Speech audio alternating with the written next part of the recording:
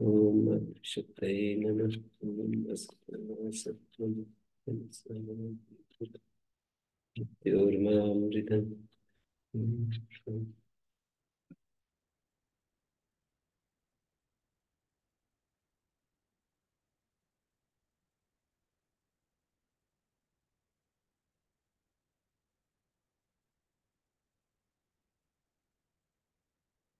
संज्ञाधिकार संज्ञा संप्रत्यार्थ वृद्धिरादेश सूत्र का ये नया प्रकरण चल रहा है। इसमें ये बताया कि संज्ञा का अधिकार करना चाहिए। अथ संज्ञा ऐसा एक सूत्र बनाकर फिर वृद्धियादि शब्द पढ़ने चाहिए। वृद्धिरादय सदें गुणा मुखनासिका वचननासिका हलोनंतरा संयोगा तुल्यस्प्रयत्नं सवर्णम ईदुदे द्विवचनम प्रगृह्यम दादा वदा, ये सब संज्ञा सूत्र हैं। तो इनसे पहले अथ संज्ञा ऐसा पढ़ करके और फिर ये सब सूत्र पढ़ने चाहिए, ऐसा कह रहे हैं। ये प्रस्ताव रख रहे हैं वार्तिककार। किम प्रयोजनम कहते, किस प्रयोजन के लिए ऐसा पढ़ना चाहिए? संज्ञा संप्रत्यार्थ वृद्ध्यादि नाम शब्दानां संज्ञा इत्येष संप्रत्योता स्यात्। वृद्ध्यादि जो शब्द हैं उनका संज्ञा ये संप्रत्यय हो जाए। वृद्ध्यादि नाम शब्दानां संज्ञा इत्येष संप्रत्योता स्यात्। वृद्धि आदि शब्द जो है वो संज्ञा शब्द के रूप में जाने जाए। तो कहते हैं इतर्था ही, वही व्यक्ति बोलता है। जब इतर्था ही शब्द आएगा ना तो वही व्यक्ति कहेगा इतर्था ही, अन्यथा असंप्रत्यय था लोके, हमें ये बोध नहीं हो पाएगा कि ये संज्ञाएं संज्ञा संजी के रूप में ये सूत्र पढ़े जा रहे हैं। हम्म। अक्रियमाणे संज्ञाधिकारे वृद्ध्यादीनां संज्ञा इत्येष संप्रत्यो न स्यात्। संज्ञा अधिकार नहीं करेंगे तो वृद्ध्यादि शब्द संज्ञा है ये बोध नहीं हो पाएगा। तो दूसरा व्यक्ति कहता है इदम इदानीम बहुसूत्रमनर्थकम स्यात्। बहुसूत्र में बहुबरी समास है। प्रकरणम अन्य पदार्थ है। बहुत सारे सूत्र हैं जिस प्रकरण में, ये सारा प्रकरण अनर्थक हो जाएगा। इदम इदानीम,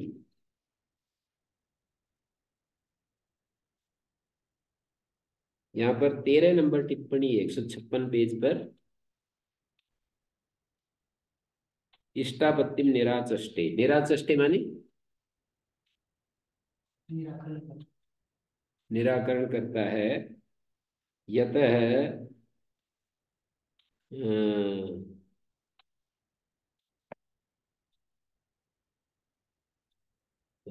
इष्टापत्तिम इदम इदानीम बहुसूत्रम अनुक्तम स्यात्। बहुसूत्रम का अर्थ है बहूनि सूत्राणि यस्मिन् प्रकरणे तत्प्रकरणम अनर्थकम स्यात्। अविगीत पाठम इत्यर्थ। विगीत निंदित होता है, अशुद्ध होता है। विगीत शब्द का अर्थ लिख लेना चाहिए। निंदित होता है, अशुद्ध होता है। और अविगीत पाठम, ये जो शुद्ध पाठ है ना, ये संगत पाठ असंगत हो जाएगा।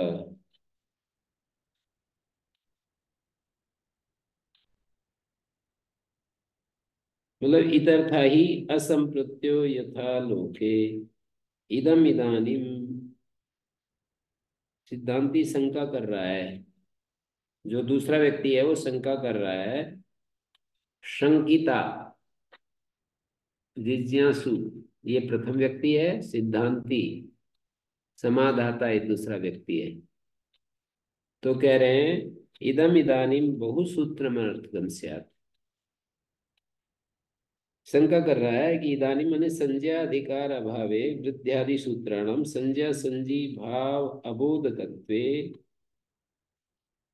संज्ञाधिकार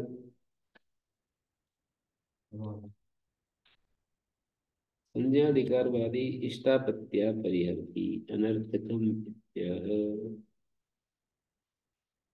वो कहता है तो ऐसे तो बहुत सारा सूत्र अनर्थक हो जाएंगे, पाणिनि के सूत्र अनर्थक है नहीं, तो हम कैसे इस बात को हम कैसे स्वीकार करें कि संज्ञा अधिकार करना चाहिए, सारा सूत्र ही व्यर्थ हो जाएंगे, सारा प्रकरण ही व्यर्थ हो जाएगा।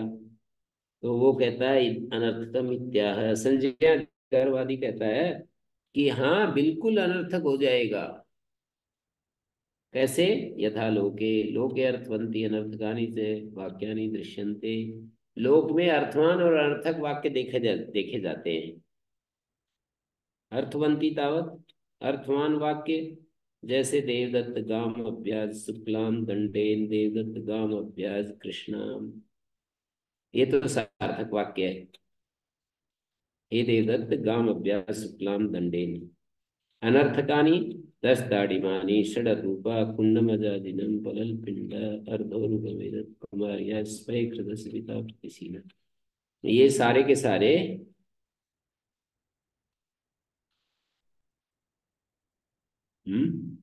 ये अनर्थक शब्द समूह हैं। अलग अलग देखें इनका, ठीक है। 10 दाढ़ी, 10 अनार, ये तो ठीक है। सड़भूपा कुंडम अजादिनम, अजाचर्म, पलल पिंड, मांस पिंड, अर्धोरुकम एतत् कुमार्य, एतत् अर्धोरुकम कुमार्य, कुमारी का ये अर्धोरुक है। कुमारी बच्चियां जो पहनती हैं ना पेटीकोट, अर्धोरुक बोलते हैं उसको। स्पैकृतस्य पिता प्रतिशीना,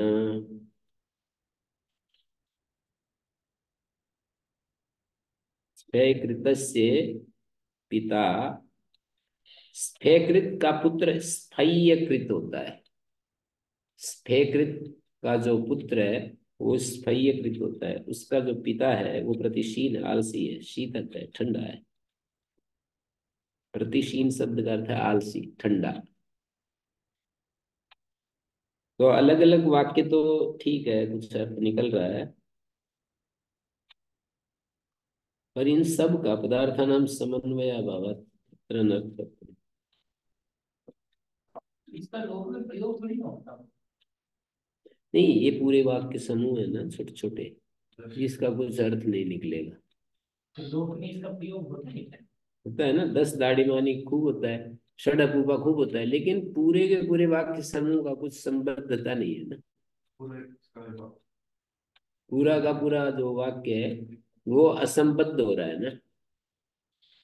क्या कहना चाह रहे हैं? 10 दाढ़ी मानी षडपूपा गुंडम अजादिनम, ये सब आपस में एक दूसरे के साथ अनन्वित हैं, तो इसलिए अनर्थक कह रहे हैं।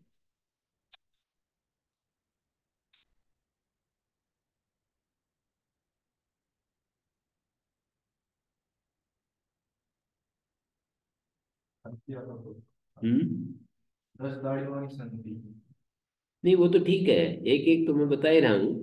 कुंडम अस्ति, सब जगह अस्ति क्रिया कर देना, सब तो ठीक है। पर ये पूरा का पूरा वाक्य पद समुदाय जो है ना,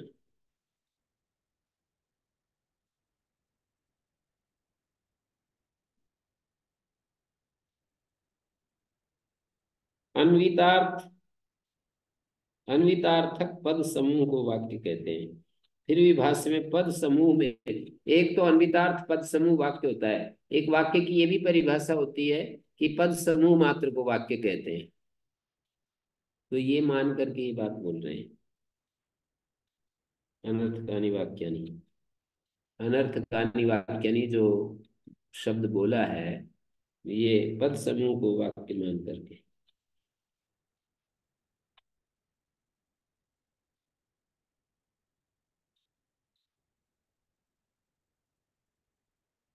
तो इन्होंने आगे कहा कि दोनों तरह के शब्द देखे जाते हैं, अर्थवंती अनर्थकानि।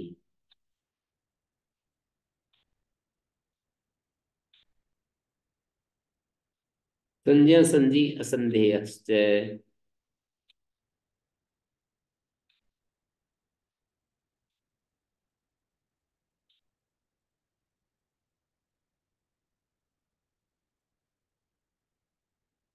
क्रियमाणे भी संज्ञाधिकारे संज्ञा संजीनो और असंदेहो वक्तव्य। जिज्ञासु दूसरा प्रस्ताव रख रहा है कि अथ संज्ञा तो कह ही दिया, इसके बाद संज्ञा संजीनो और असंदेहो वक्तव्य।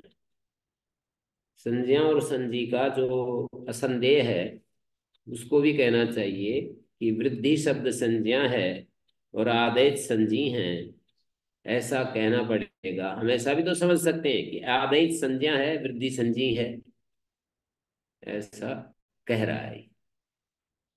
ये तो आगे निर्णय होगा, शास्त्रार्थ चलेगा, लेकिन अभी इस वाक्य का अर्थ है कुतो ये तत् वृद्धि शब्द संज्ञा। ये कैसे निकाल लिया कि वृद्धि शब्द संज्ञा है और आदेश संज्ञा है, ना कि आदेश संज्ञा है और वृद्धि संज्ञा है? ये भी तो निकल सकता है।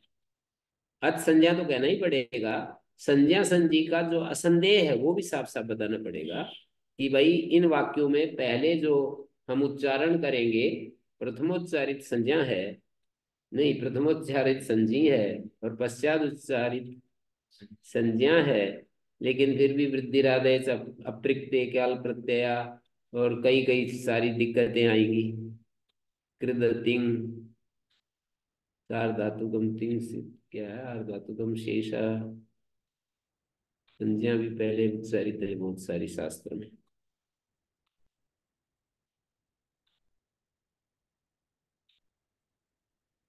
तो ये संज्ञा संजी का संदेह भी कहना पड़ेगा कि वृद्धि शब्द संज्ञा है, आदेश संजी है। ये भी तो उल्टा भी तो हो सकता है कि आदेश संज्ञा है, वृद्धि संजी है। आदेशा संज्ञा वृद्धि शब्द संजी। यतावदुच्यते संज्ञाधिकार कर्तव्य संज्ञा संजी संज्ञा संप्रत्याय था। ये जो कह रहे हो ना आप, संज्ञाधिकार करना चाहिए संज्ञा संप्रत्यय के लिए, न कर्तव्य है, इसकी जरूरत नहीं है।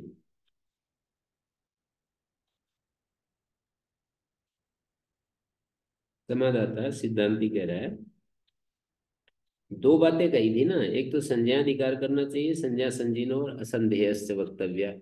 तो पहली बात को कह रहे हैं यत्तावदुच्यते भवता, जो आपके द्वारा ये कहा गया कि संज्ञा अधिकारा कर्तव्य संज्ञा संप्रत्यार्थ, तो इसका इसके ऊपर हमारा कहना है न कर्तव्य। यत्तावदुच्यते यद्यपि उच्यते ये सब भवता अध्यार करेंगे। यत्तावदुच्यते भवता संज्ञाधिकार कर्तव्य संज्ञा संप्रत्यार्थ न कर्तव्य आचार्य आचारात संज्ञा सिद्धि। आचार्य के आचार से संज्ञा सिद्धि हो जाएगी।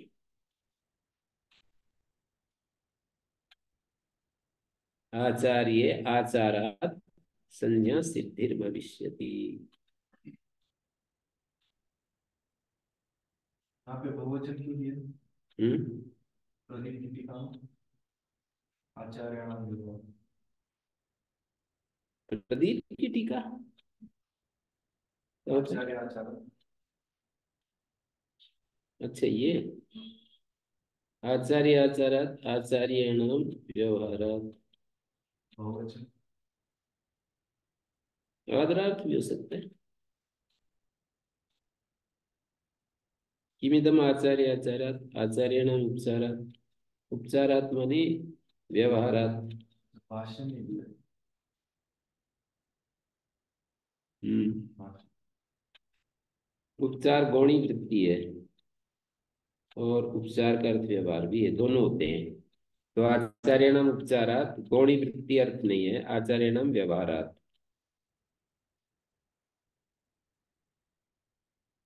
व्यवहार जो है 8 शक्ति ग्राहक होते हैं ना, व्यवहार भी होता है।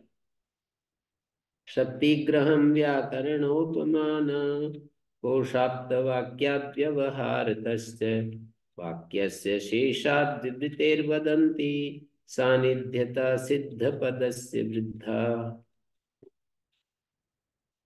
सानिध्यता सिद्धपदस्य वृद्धा। हम्म।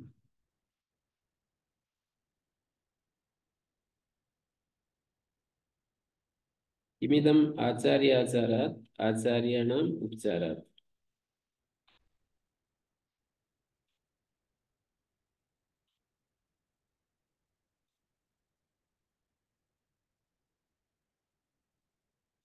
यथा लौकिक वैदिकेषु।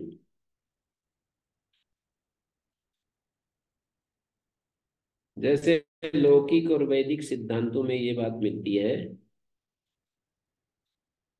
यथा तद्यथा लौकिकेषु वैदिकेषु च कृतांतेषु, ये बात मिलती है। क्या बात? लोके तावत् माता पितरौ पुत्रस्य जातः संवृते अवकाशे नाम कुर्वाते। लौकिक सिद्धांत दिखा रहे हैं कि माता पिता उत्पन्न हुए पुत्र का संवृते अवकाश का अर्थ है खुले मैदान में, घर के भीतर नहीं। नहीं नहीं, नहीं नहीं, उल्टा बोल दिया। संवृते अवकाशे का मतलब घर के भीतर नाम रखते हैं, मैदान में, बाहर चौपाल में नहीं, अपने घर घर के भीतर नामकरण संस्कार करते हैं।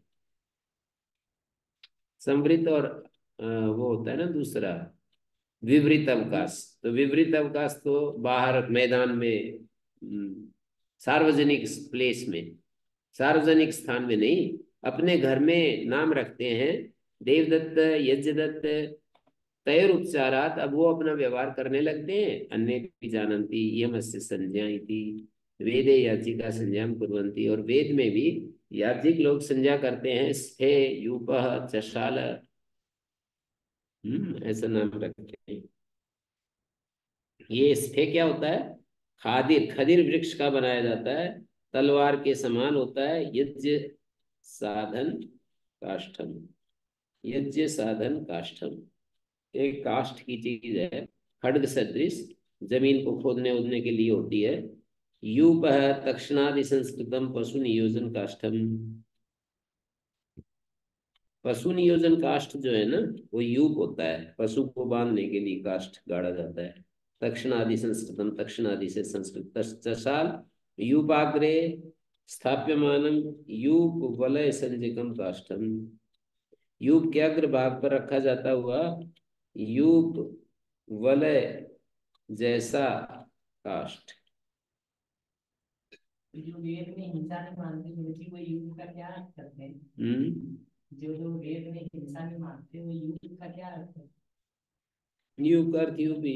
वो तो दूसरे भी है, इन्होंने स्वामी सर्वनाथ जी ने किया है ना, कि यूपो हवई आचार्य। यूप जो है आचार्य की तरह है। पशुवा इति ब्रह्मचारिणा, पशु जो है आचार्य के साथ बांधे जाते हैं।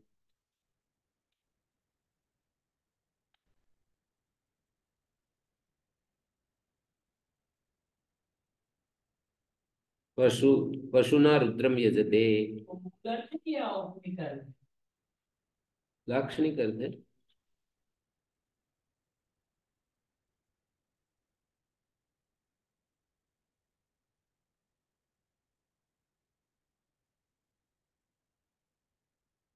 मीमांसक भी तो ऐसा मानते हैं, विशिष्ट मीमांसक है ना, कि अति प्राचीन काल में यज्ञों में हिंसा नहीं थी।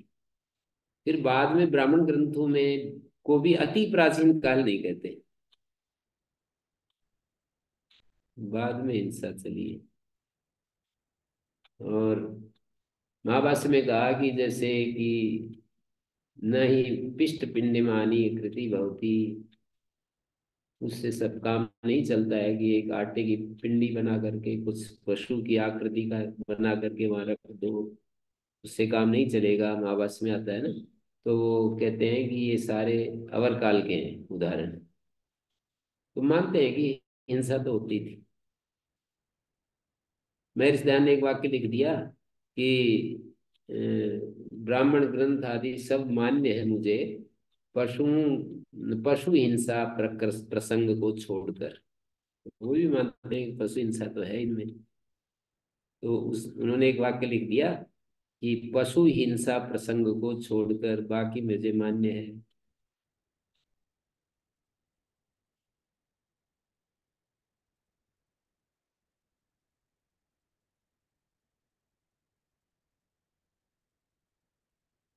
परंपरावादी स्वामी दयानंद के ऊपर ये आक्षेप करते हैं कि ये बुद्धि का ज्यादा प्रयोग करके जैसा है वैसा नहीं स्वीकार कर रहे हैं, इन्होंने वो कर दिया है। परंपरा का बहुत ज्यादा चोट कर दी।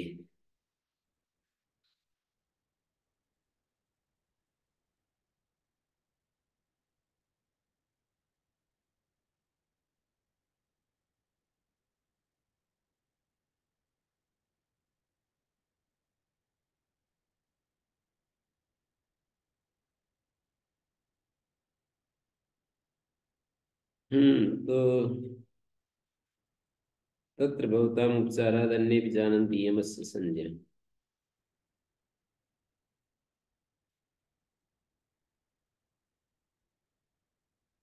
वेदे याज्ञिका पठन्ति संज्ञां कुर्वन्ति यज्ञ कांड दृष्टारो ऋषय। पशुओं के लिए शास्त्र नहीं। आज हम पढ़ रहे थे ब्रह्म सूत्र में, पशुओं के लिए शास्त्र क्यों नहीं, असक्तत्वात् हेतु दिया आचार्य ने। और देवताओं के लिए शास्त्र नहीं, तो कहते हैं देवता शास्त्र जो विधान करता है देवताओं को हवि दो, देवता स्वयं स्वयं को क्यों हवि देंगे।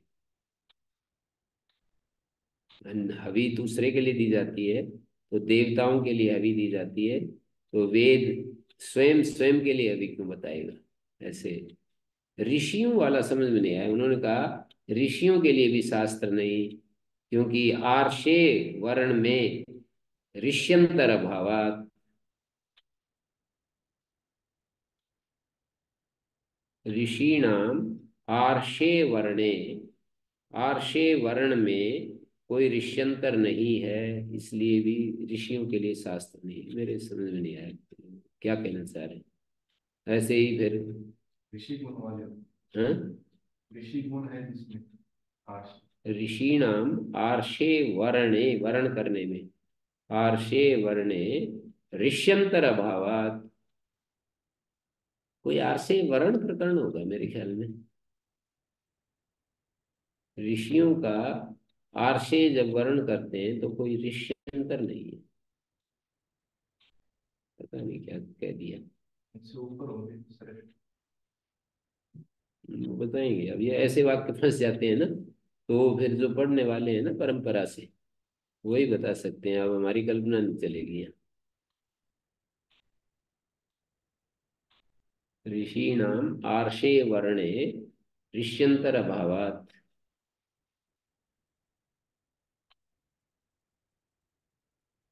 और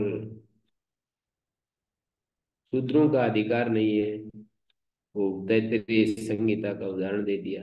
शूद्रो ही अनवक्लिप्ता, तो इस तरह से मनुष्य बच गए। त्रैवर्णिक, त्रैवर्णिकों का ही अधिकार है शास्त्र अध्ययन के लिए।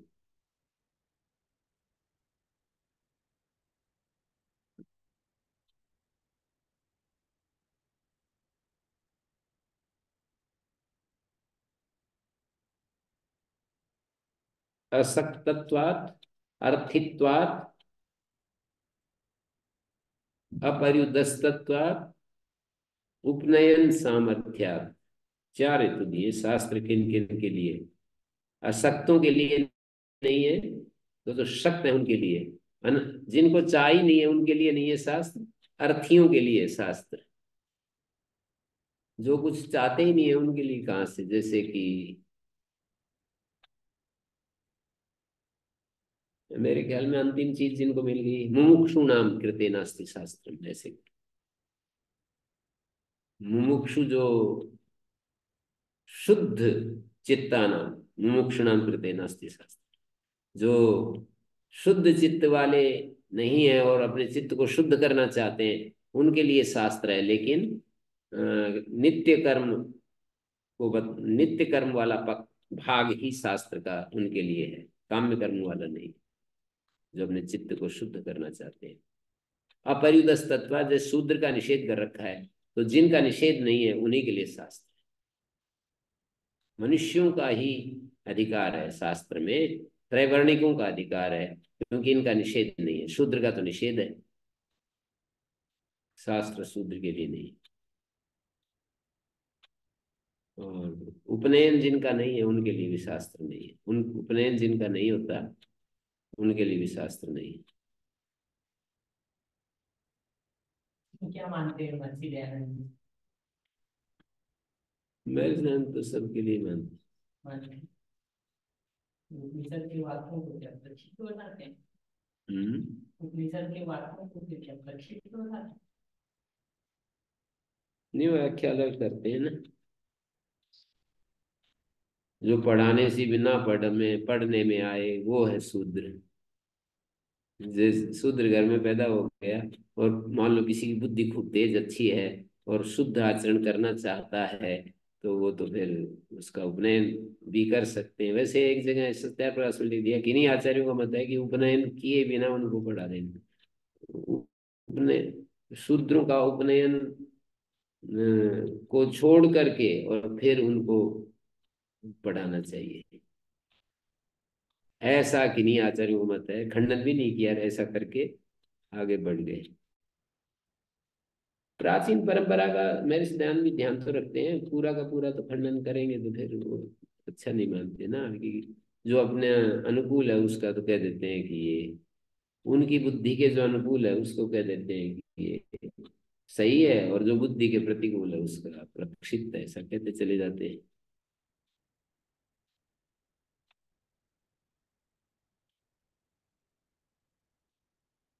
मेरे सिद्धांत का सामने व्यवहार था बहुत सारा, समाज को बहुत ही उसमें से निकालना चाहते हैं, अंध परंपराओं से।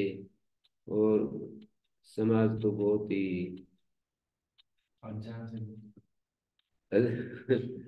अज्ञान से मुक्त तो सारे ही चाहते हैं, अंध परंपराओं से मुक्त करना चाहते हैं। और यही है मुख्य तो, अंध परंपराओं का।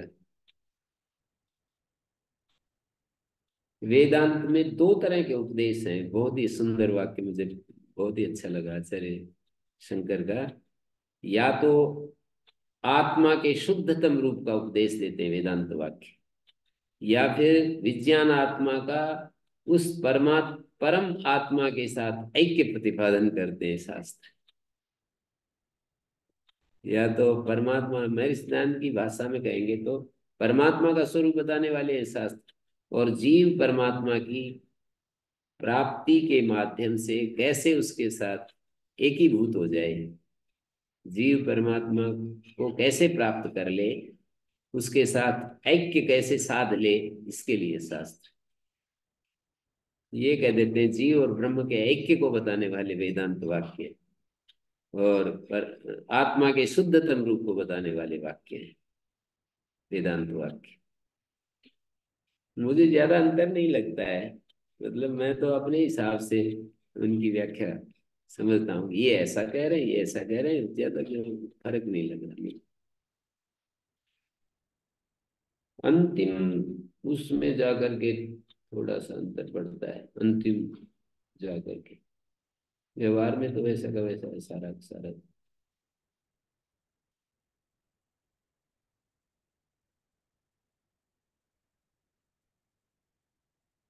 तो आगे कह रहे हैं, एवं यापी यापी यह तावत केचित व्याचक्षाणा, आ है ये गलत शब्द है, यह तावत केचित व्याचक्षाणा आहु वृद्धि शब्द संज्ञा आदि च संजीना अपरे गुण है।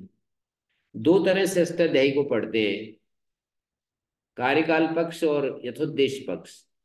तो यह तावत केचित व्याचक्षाणा, कुछ व्याख्या करने वाले, व्याचक्षण आहु, वृद्धि शब्द संज्ञा है, आदेश संज्ञा है, यही बता देते हैं।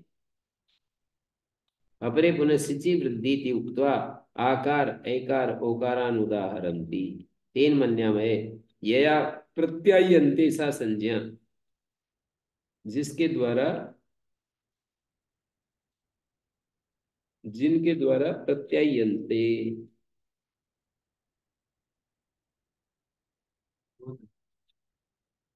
हम्म, बोधयन्ति। बोध्यन्ते, बोधयन्ति। मिलन। नहीं प्रत्यायन्ते, जप। जप। येन प्रत्यायन्ते सा संज्ञा ये प्रतीयन्ते ते संजीना। तो यहाँ पर ना दो तरह से अष्टाध्यायी का पढ़ने वाले छात्रों की चर्चा की मीमांसा जी ने कहा। कुछ तो ना ऐसे पढ़ते चले जाते हैं, आ आई औ ये भाई संजी है, वृद्धि संज्ञा है। अब ये नहीं पूछते कि इसका काम क्या है, ये नाम क्यों रख रहे हैं, इसका कहाँ उपयोग है, इस तरह का प्रश्न नहीं उठाते। जो सामान्य बुद्धि छात्र हैं वो यथोद्देश पक्ष से पढ़ते हैं, और तीव्र बुद्धि वो कार्यकाल पक्ष से पढ़ते हैं। संज्ञा करने से क्या लाभ होगा जी, ऐसा पूछेंगे तुरंत। तो फिर हम बताएंगे कि जैसे सिचि वृद्धि परसपदेशु मृजेर वृद्धि और अचोणिति अतुबधाया तदिते समादे कीति च इत्यादि सूत्रों में जब ये कहा जाएगा कि मृज अंग के को वृद्धि होती है, तो वृद्धि क्या है, इसका उत्तर वृद्धिराज देगा कि आ आई अंग को वृद्धि कहते हैं।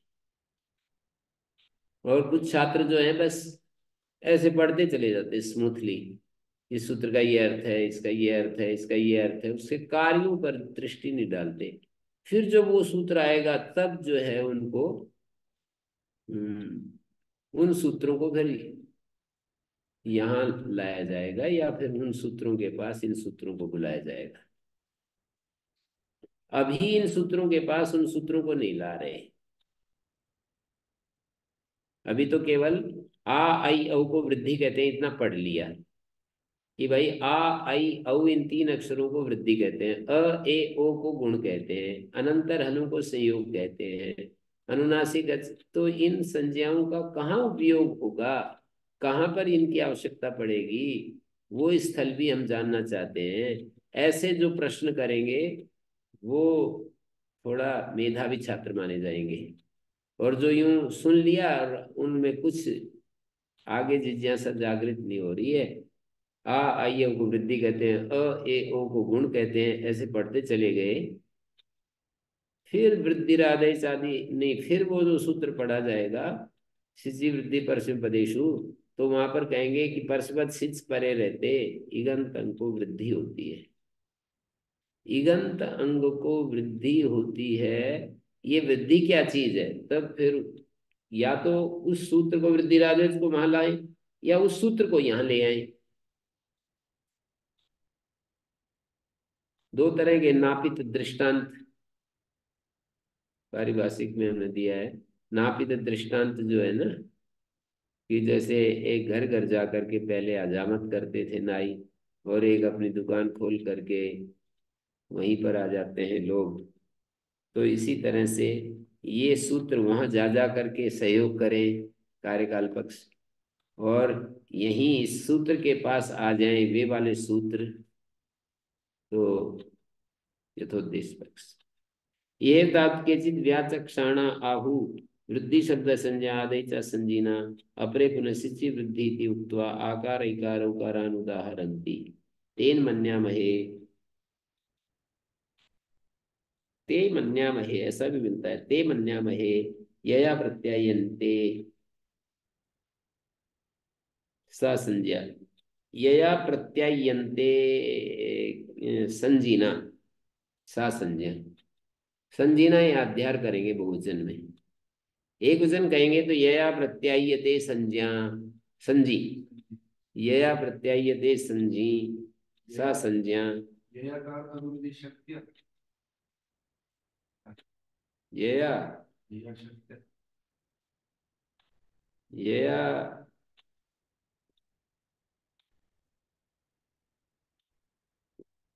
जिस जिस संज्ञा के द्वारा, अभी नहीं बोल सकते संज्ञा के द्वारा क्योंकि सा संज्ञा बाद में आएगा उसका, तो यया यहाँ पर वो ही रहेगा, अनिर्णीत ही रहेगा। वो क्या है जिसके द्वारा, तो बस अभी जिसके द्वारा संजी का बोध कराया जाता है, बस यही कहेंगे जिसके द्वारा, वह है संज्ञा, बाद में पता चल गया संज्ञा, जिसके द्वारा बोध कराया जाता है वो संज्ञा।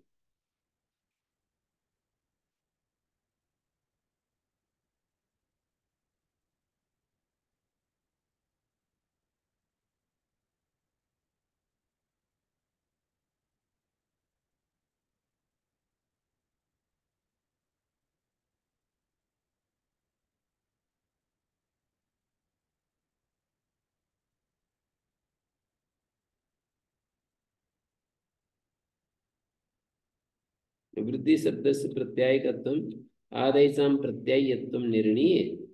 वृद्धि शब्द जो है वो प्रत्यायक है और आदेश प्रत्याय्य है। वृद्धिरादेश सूत्र संज्ञा बोधगतम, वृद्धि शब्द संज्ञात्म। वृद्धिरादेश सूत्र का संज्ञा बोधगत और वृद्धि शब्द का संज्ञात्व निर्णय हो जाता है।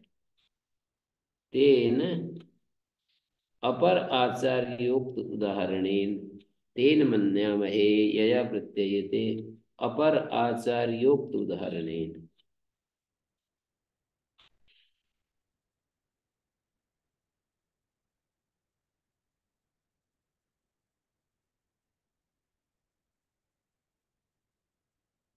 उदाहरणती का दिया है, आकर एकार उदाहरण उदाहरणती। वृद्धिरादेश सूत्रार्थ कथनार्थम तत्प्रदेशत्वेन। वृद्धिरादेश सूत्रार्थ को बताने के लिए आकार एकार औकारान उदाहरणती। कुत्र उदाहरणती?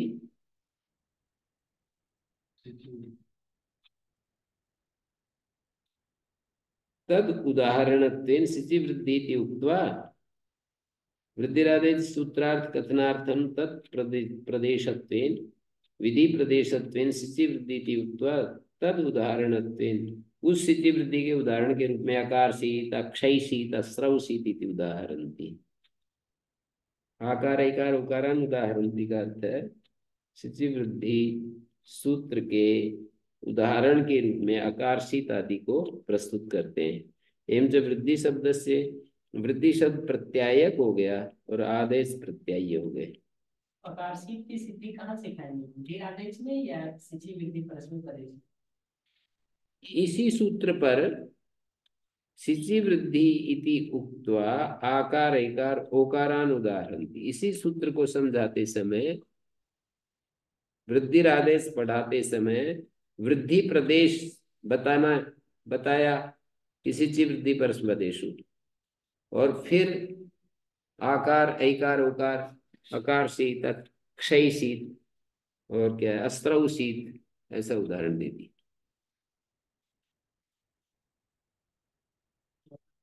दो तरीका हो गए, दो तरीके हो गए। सामान्य ढंग से यदि पढ़े तो ज्यादा वो नहीं, विश्लेषण विचार नहीं करना, बस सूत्र का सामान्य अर्थ पढ़ते चले गए। अगर अकार्षित की सिद्धि यहाँ करनी है तो थोड़ा बैकग्राउंड तो पहले से चाहिए, थोड़ा ठीक ठाक बैकग्राउंड चाहिए, ऐसे सीखो। वो तो आचार्य जी मणिगुरु जी तो इसको बहुत ही, अध्यापकों को बहुत दबाव पड़ता है, छात्रों पर भी दबाव पड़ता है, तो ये तरीका ठीक नहीं है प्रयोग की दृष्टि से। सूत्रार्थ की दृष्टि से अष्टाध्यायी ठीक है, पर उदाहरणों की दृष्टि से अष्टाध्यायी का क्रम ठीक नहीं है। ऐसे उदाहरणों की दृष्टि से सूत्रार्थ, उदाहरणों की दृष्टि से अष्टाध्यायी, यदि हम उदाहरणों को सिद्ध करने के लिए अष्टाध्यायी का प्रयोग करेंगे तो वो बैठेगा नहीं, जमेगा नहीं। उनका कहना है कि प्रकरण और सूत्रार्थ दो चीजों को लिए तो अष्टाध्यायी ठीक है, प्रकरण बोध के लिए और सूत्रार्थ बोध के लिए। उदाहरण करने के लिए सिद्धांत कौमुदी क्रम ही ठीक है।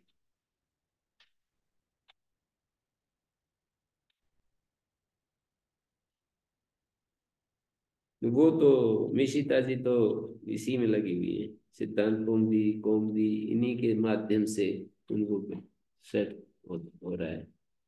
ये अष्टाध्यायी क्रम से उनको जम नहीं जम रहा है, या वहाँ की परंपरा में नहीं पढ़ाया जाता है, और उनका भी इंटरेस्ट उसी में है, कुछ भी कह सकते हैं।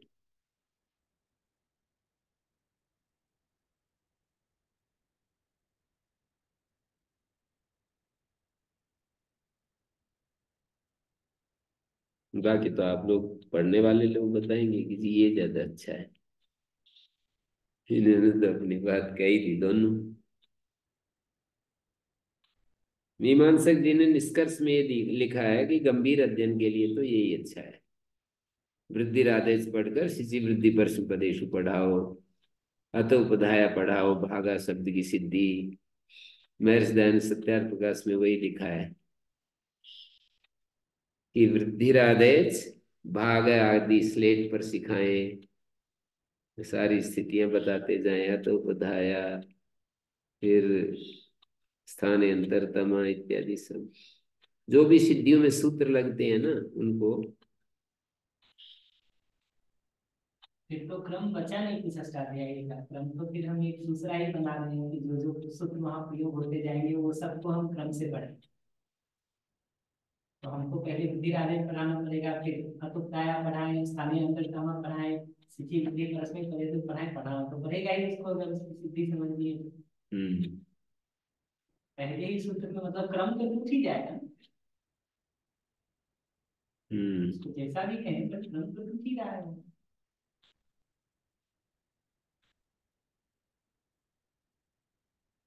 शायद अष्टाध्यायी को हटा करके सिद्धांत कौमुदी जो पढ़ते हैं ना, अष्टाध्यायी सामने रखें, अष्टाध्यायी याद करवा दें पहले बच्चों को, फिर सिद्धांत कौमुदी पढ़ाएं, तब तो कोई आपत्तिजनक बात नहीं है।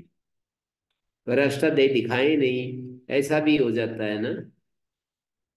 हम जैसे बीए फर्स्ट ईयर में पढ़ रहे थे ना, तो हमारे को तो बिल्कुल पता नहीं था अष्टाध्यायी का। और वो मैं उसको एक वर्ष मैंने उस समस्या को झेला है, और मेरे को कुछ समझ में नहीं आता था। मेरे इति अधिकारो वेदितव्य, ये क्या है अधिकारो वेदितव्य? संस्कृत विषय था मेरे पास बीए फर्स्ट ईयर में, और वो मैं जब पढ़ रहा था तो उन सूत्रों के अर्थ कुछ पकड़ में ही नहीं आते थे बिल्कुल। लेकिन इसकी ये बताते थे काफी कि ये अष्टाध्यायी में वो नहीं, सूत्रों का अर्थ अनुवृत्तियों से होता है, फिर वो अनुवृत्तियां तो ऊपर सामने हो ना, सूत्र तो पता चलता है, सूत्र ऊपर होते हैं उनकी अनुवृत्ति आती है, ऐसे बताते हुए भी पता नहीं चलता था। और पूर्वोत्तर सिद्धम का तो बिल्कुल ही अर्थ पता नहीं चलता था कि यहाँ पर वो हो जाता है अष्टाध्यायी में अष्टाध्यायी की रचना ऐसे की गई है, ऐसा बताते भी हैं। पर वो अष्टाध्यायी से तो कुछ पता ही नहीं रहता है ना, अष्टाध्यायी है ही नहीं वहां पर, केवल प्रकरण है वो, कारक प्रकरण, समास प्रकरण, संधि प्रकरण, ये तीन प्रकरण लगे हुए थे। तो उसका पता ही नहीं चलता था कि ये संधियों के यहाँ नियम असिद्ध हो जाते हैं, कैसे कैसे असिद्ध होते हैं, और वहां पर ये पता नहीं है ना। विपरीत सिद्धे परम कार्यम और पुरुत्र सिद्धम, ये दोनों ही सूत्र तो अष्टाध्यायी के द्वारा ही काबू में आते हैं।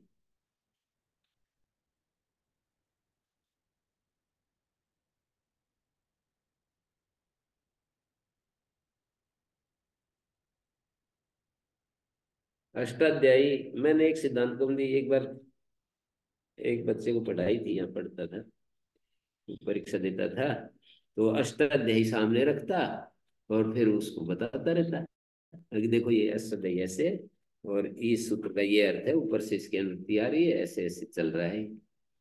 तो उसको तो ठीक समझ में आ जाता था फिर।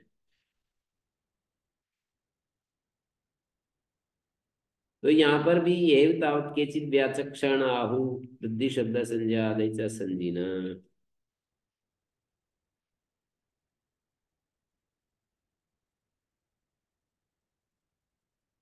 अपरे पुनः ये कहते हैं यदि उच्यते भवता, और जो आप ये कह रहे हैं क्रियमाणे भी संज्ञा अधिकारे संज्ञा संजीनो रसंदेह वक्तव्य, तो कह रहे हैं संज्ञा संजीनो संदेह सिद्धा कुत आचार्य आचारादि। उक्त आचार्य आचारा, आचार्य आचार क्या है उसकी व्याख्या हम कर चुके हैं, आचार्य नाम व्यवहारात। अनाकृति अथवा अनाकृति संज्ञा, आकृति मनता संजीना। लोक में भी देखा जाता है आकृति मतो मांस पिंड से देवदत्त इति संज्ञा क्रियते। देवदत्त जो संज्ञा है ना, उसका कोई आकार नहीं है, संजी का आकार है। देवदत्त मांस पिंड है ना वो, आकृति मान जो मांस पिंड है उसकी देवदत्त ये संज्ञा कर रहे हैं। न विद्यते आकृतिर यस्याम एका व्यक्ति,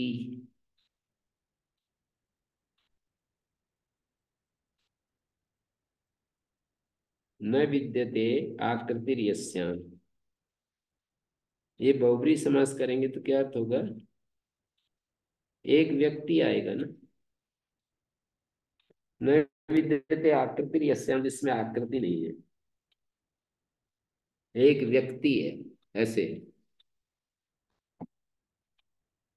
आकृति नहीं है, जिसमें आकृति नहीं है, एक व्यक्ति है। अनाकृति का अर्थ हो जाएगा, अनाकृति संज्ञा है। न विद्यते आकृति यस्याम, एक व्यक्ति है। आकृति बनता है संजीना, आकृति वाले हैं ये जो संज्ञा होती है ना, उसमें आकृति नहीं होती। एक व्यक्ति होती है वो। जैसे हम कोई संज्ञा रखेंगे तो वो एक व्यक्ति तो होगी, एक व्यक्ति होती है, एक आकृति होती है। जैसे यहाँ किसको कह रहे हैं, जाति को या आकार? दोनों भी चल रहे हैं ना। एक तो आकृति, आकृति वाली, वाली आकृति वाले होते हैं। जैसे आ, आई, औ, ये आकृति वाले हैं।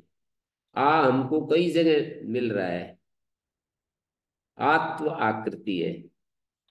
ऐकारत्व आकृति, औकारत्व आकृति है।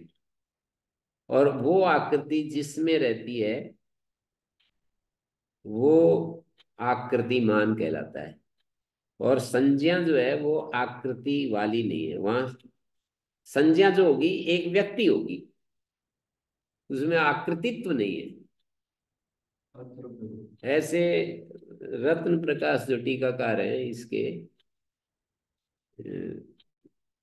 प्रदीप व्याख्यानानी, प्रदीप की जो व्याख्या कर रहे हैं ना रत्न प्रकाश, महाभाष्य के ऊपर भी है उनकी टीका और प्रदीप के ऊपर भी है, दोनों के ऊपर है। प्रदीप पर जो व्याख्या है वो समालोचनात्मक है, मतलब उसके खंडन परक है। और महाभाष्य के शब्दों की व्याख्या, जैसे यहाँ पर अनाकृति का अर्थ उन्होंने किया है, न विद्यते आकृति यस्याम, एका आकृति ऐसे दिया है। और इन्होंने प्रदीप ने दिया है आकृत्या साहचर्यात्, आकृत्या साहचर्यात् भेदो लक्ष्यते। आकृति के साहचर्य से भेद लक्षित हो रहा है। यत्र आकृति तत्र भेद इति तत्व। जहाँ आकृति होती है वहां भेद होता है। भिन्नेषु अभिन्नम, भेद होना चाहिए, तब जो है वहां पर आकृति घटित होगी। व्यक्ति का अर्थ क्या, अभिव्यक्ति? नहीं, भेद अभेद उस तरह से देख रहे हैं कि भिन्नेषु अभिन्नम अभिन्न आकृति बोलती, भिन्न भिन्न चीजें वो 100 वृक्ष हैं, तो उनमें एक अभिन्न बुद्धि उत्पन्न करने वाली चीज है वृक्षत्व। तो भेद तो होना चाहिए आकृति को समझने के लिए। एक ही चीज होगी तो वहां पर आकृति को हम नहीं दर्शा सकते।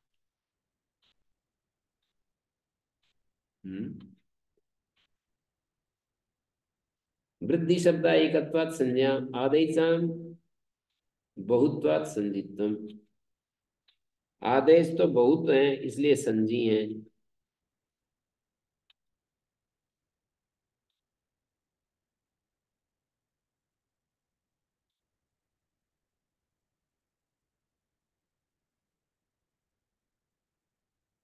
न विद्यते आकृति भेदो यस्याम इति अनाकृति बहुब्री समास करेंगे, जिसमें भेद ना हो।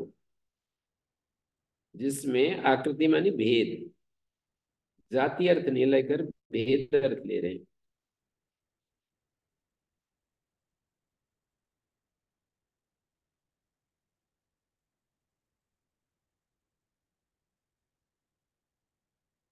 आकृति मतो देवदत्तस्य भेदवतो देवदत्तस्य, नहीं मांसपिंड से भेदवतो मांसपिंड से देवदत्त इति संजय क्रियते। भेद वाले मांसपिंड की देवदत्त ये संजय की है। भेद वाला कैसे है वो?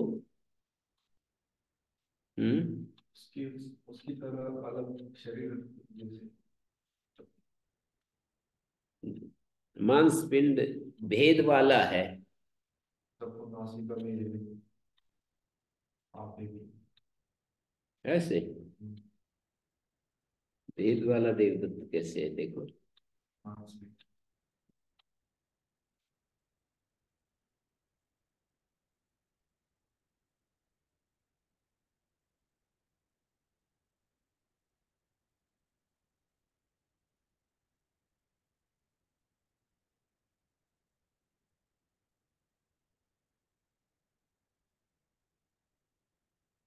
हम्म।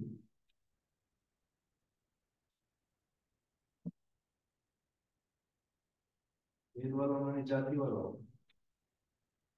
आकृति शब्द से भेद लक्षित हो रहा है। आकृति मानी भेद। जाति। जाति तो नहीं कह रहे। भेद का अर्थ होता है अन्योन्या भाव। ये वृक्ष नहीं है। विशेष। अन्योन्य भाव को ही भेद कहते हैं वैसे नैयायिक लोग। जैसे ये पुस्तक ये खंबा नहीं है, ये खंबा ये पुस्तक नहीं है। दो चीजें कभी भी हम ये नहीं कह सकते, समान आकार वाली भी होंगे तो भी ये कहना पड़ेगा कि वस्तु अमुक वस्तु नहीं है, अमुक वस्तु अमुक वस्तु नहीं है।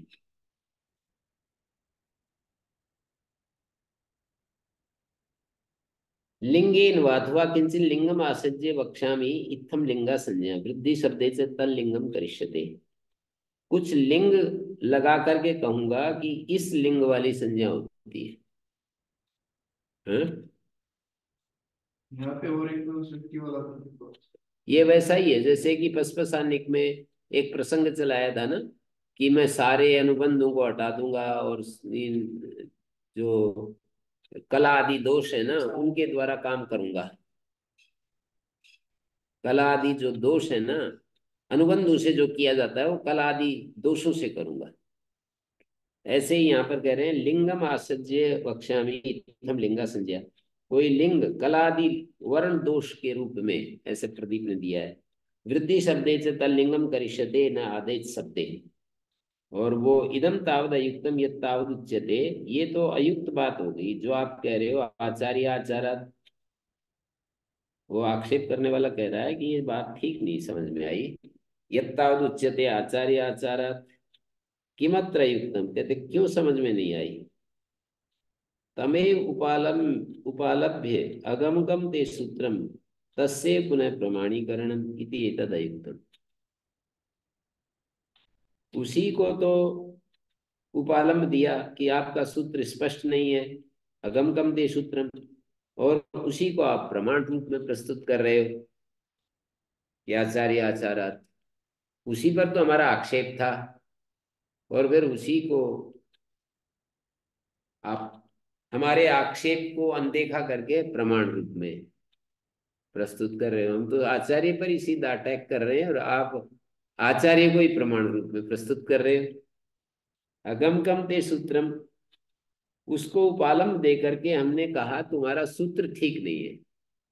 आपने कहा आचार्य आचारात, आचार्य के उपचार से व्यवहार से हमें पता चलता है। दोनों बात समाधान नहीं। हैं? दोनों बात समाधान नहीं कही है बारे में इंडियन भाव आचार्य आचार्य।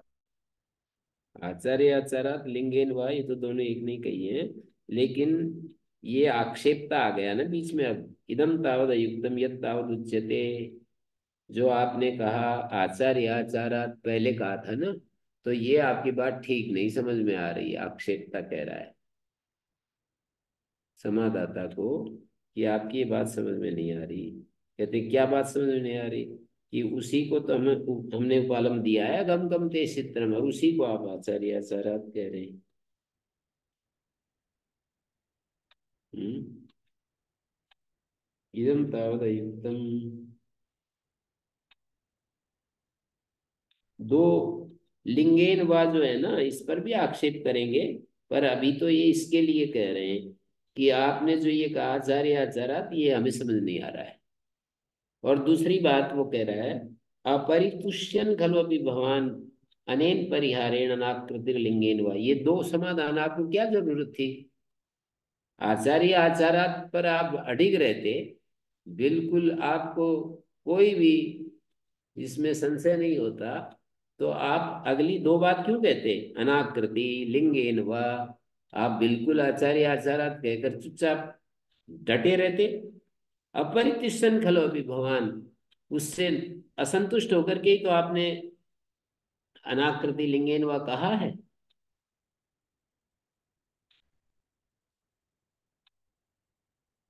जो सूत्रकार को कॉलम दे रहा है, अगमकम ते सूत्रम स कथम वृत्तिकारान प्रामाण्येन आश्रयति, वो आचार्य आचारात कैसे कहेगा।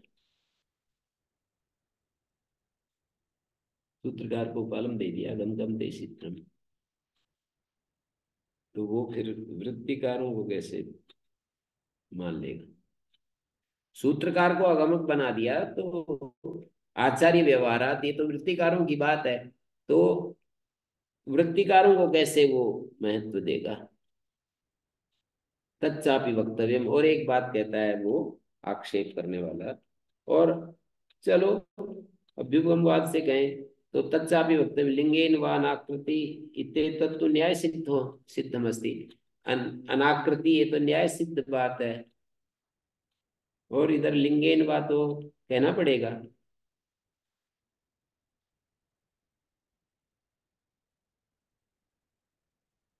यद्यपि रच्यते, यद्यपि ये कहा जाता है अथवैतरी इत संज्ञा न वक्तव्य लोकस्य न वक्तव्य।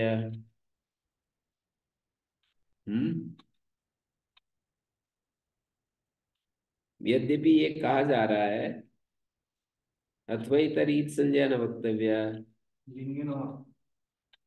हाँ लिंगेन वा को ही कह रहे हैं कि यद्यपि ये बोलना तो पड़ेगा, पर इसके बदले तथापि, अथवैतरी का अर्थ है तथापि, इत संज्ञा नहीं कहनी पड़ेगी, लोक भी नहीं कहना पड़ेगा।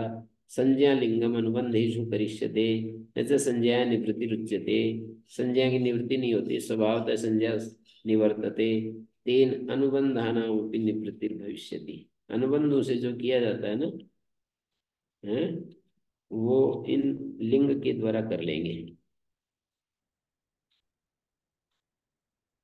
इत संज्ञा न वक्तव्य लोकस्य न वक्तव्य संज्ञा लिंगम अनुबंधेषु करिष्ये, अनुबंधों में संज्ञा लिंग लगाएंगे, जो ग अनुबंध है, ट अनुबंध है, क अनुबंध है, ये सारे अनुबंध। न च संज्ञा निवृत्ति रुच्यते, स्वभावतः संज्ञा निवर्तते, स्वभावतः हट जाती है। तेन अनुबंधानाम अपनी निवृत्ति भविष्यति, तो इस प्रकार अनुबंध भी हट जाएंगे। सिद्ध्यत्येवं अपाणनीयं तो भवति, जैसे वो था ना, ये गकारादिषु अनुबंधेषु कलादिकम आशंसते, गकारादि अनुबंधों में गलादि दोष लगाएंगे। ततस्तेतम संज्ञात्वे सति, फिर वो संज्ञा होने पर गांध आत्मनेपदम ऐसा सूत्र बनेंगे। संज्ञा से संजीनम प्रत्यय, संज्ञा संजी को समझाकर हट जाती है। इत संज्ञा लोकस्य न वक्तव्यो, गकारादिषु मैंने धात्वादि पाठ, धात्वादि पठितेषु, धात्वादि पाठी प्रीत्यर्थ, ये गलत शब्द है, धात्वादि पठितेषु इत्यर्थ। गकारादि धात्वादि जो पठित गकारादि है ना, सींग धातु है जैसे, तो उनमें संज्ञा लिंग लगा देंगे। फिर वो संज्ञा से संजीनम प्रत्यय, ये मेरे को कभी समझ में नहीं आता, ये क्या इन्होंने वो समाधान जो दिया है ना, सिस्टम इनका एक नया व्याकरण बना रहे हैं। तो सिद्ध्यत्येवं पाणिनीयं तो भवति, ये अपाणनीय हो जाएगा। यथा न्यासम एवस्तु, तो कह रहे हैं कि ठीक है, यथा न्यास ही कर लेंगे फिर। ननु चोक्तम संज्ञाधिकार संज्ञा संप्रत्यार्थ, इधर था ये संप्रत्यो यथा लोके, नहीं तो फिर ये असंप्रत्य हो जाएगा।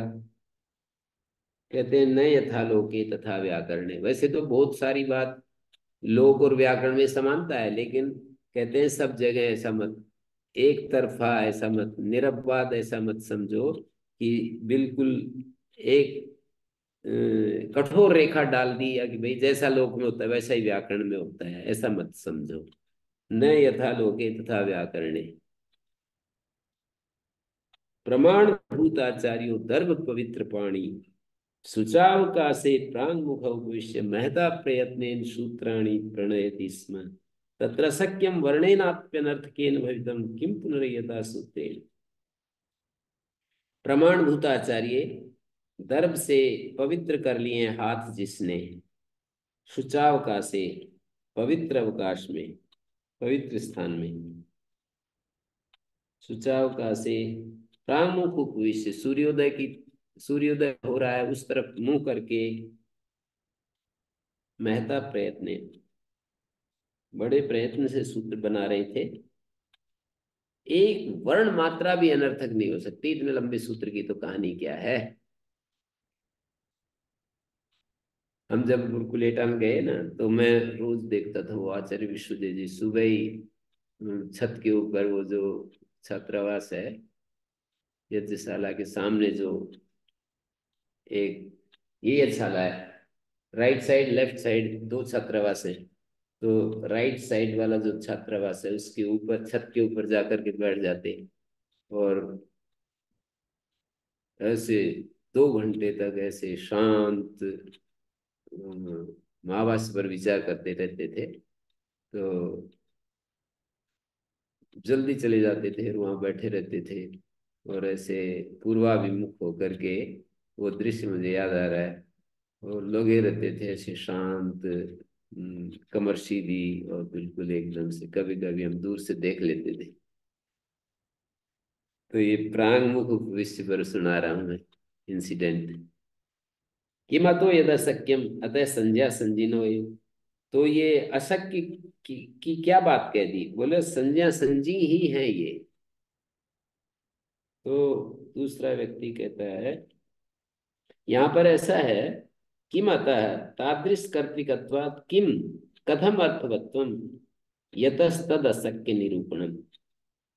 भाष्य इसका इन्होंने दिया है, अनर्थकेन ए किम पुनर्यथा सूत्रेण अशक्यम वर्णेनाप्यनर्थकेन भवितुम। अनर्थकेन पर लिखा है उद्योत ने 161 पेज पर, बोध्यार्थ रहितेन, बोध्य अर्थ से रहित एक वर्ण भी नहीं हो सकता है। किम पुनर्यथा सूत्रेण, इसका अर्थ दिया है किम अतः, अतः मानी तादृश कर्तृकत्वात्, वैसा करता है इन सूत्रों का, कथम अर्थवत्वम, यत, यत मानी यतः, तद अशक्य निरूपणम, वो अशक्य निरूपण है, ये कैसे निकाल रहे हैं।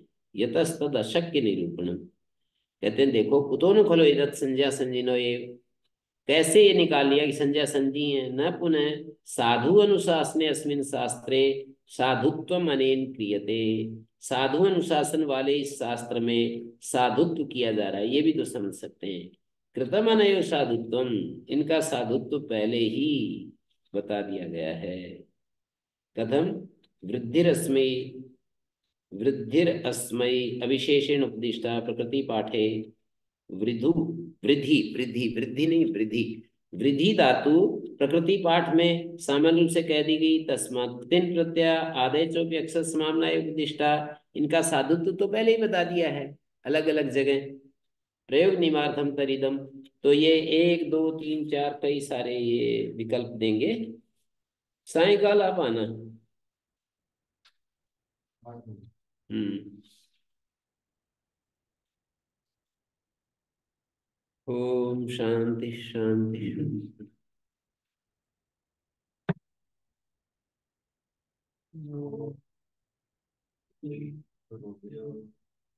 अनुग्रह